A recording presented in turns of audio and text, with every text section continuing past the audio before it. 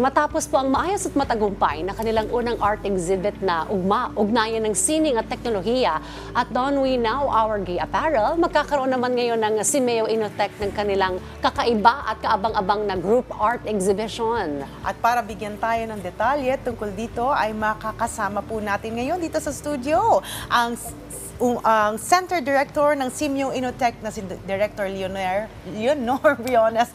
Good morning po and welcome po sa Rise and Shine Pilipinas. Good morning po, Director. Good morning po. Good morning, Rise and Shine Pilipinas. Good morning, mga apo. Hi, Ma'am Lily. Welcome po ulit. Welcome back po dito sa Rise and Shine glad to be back. Pilipinas. Happy Alright. We are very happy every time she's here. Yeah. Happy New Year po Of sa inyo, course, ma'am. yes. Alright, bago po natin pag-usapan ito pong bagong exhibition po ninyo, kamusta po ang pagtanggap po ng publiko doon po sa White Room Gallery ng Simeo Inotech, lalo na po sa nauna po ninyong mga art exhibits, ma'am?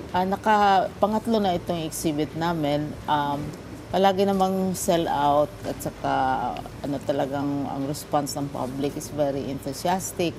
Kasi ang target kasi namin primarily ang mga learners at mga teachers, tapos yung mga art people.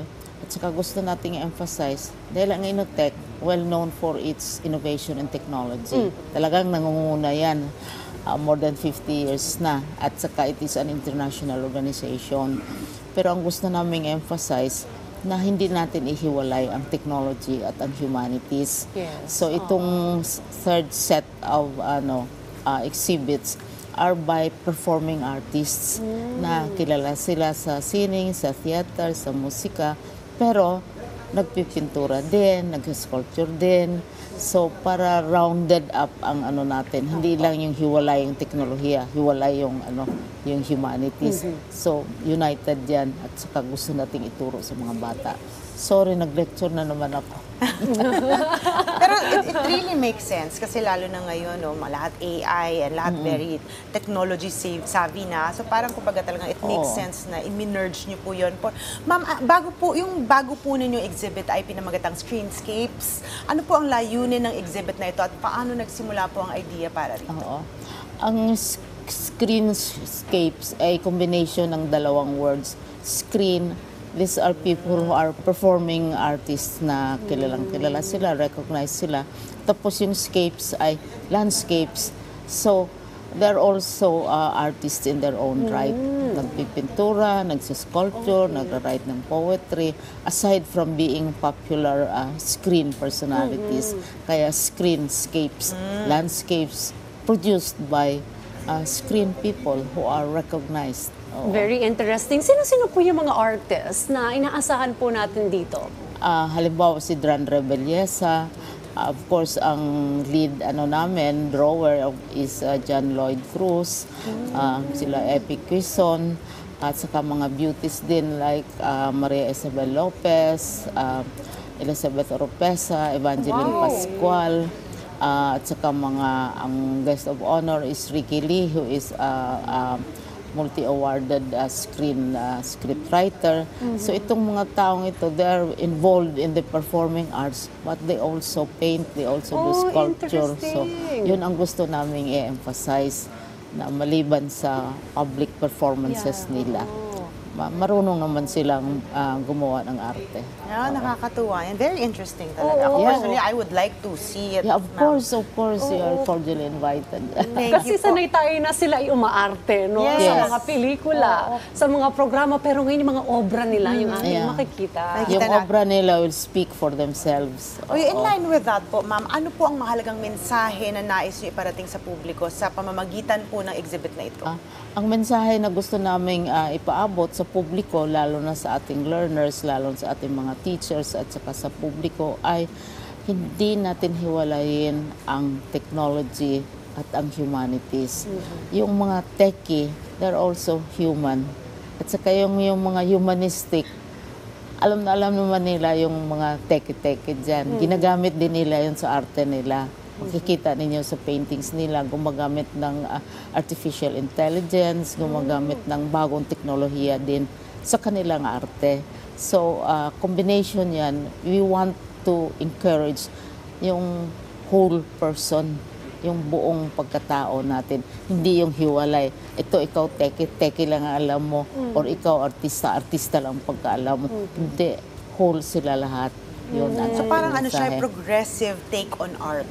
Yes, yes. Developed na siya. Yes, yes, Evolved. yes, yes. Okay, sa January 10 na ang opening po ng Screenscapes Group Art Exhibition. Bukod sa featured artists that you've mentioned po, ano po ba ang dapat abangan sa opening night ninyo, ma'am? Ang dapat abangan, siyempre yung guest of honor, you have Ricky Lee and you have the painters themselves, the artists themselves. Tapos may ambience naman, ang setting ng Simeo Initec is practically, it's like a garden, it's like a campus, maraming bulaklak and so on. And there will be a lot of personalities na interesado sa arte, pero interesado din sa teknolohiya. So mag-abot-abot sila, magkakwento-kwentuhan sila, magkikita-kita sila sa exhibit na ito. So kaiba itong exhibit. Hindi lang yung mga pintor, kundi yung mga teke din, like our staff, our people. We have about 200 people, mostly women, who are into technology. They will also be watching para makikita nila ng balanse ng pagkatao natin. Okay. Ma'am, please invite niyo po yung ating pong mga viewers na supportahan po itong Screenscapes at iba pa pong mga activities ng White Room Gallery. Iniimbita natin ang publiko.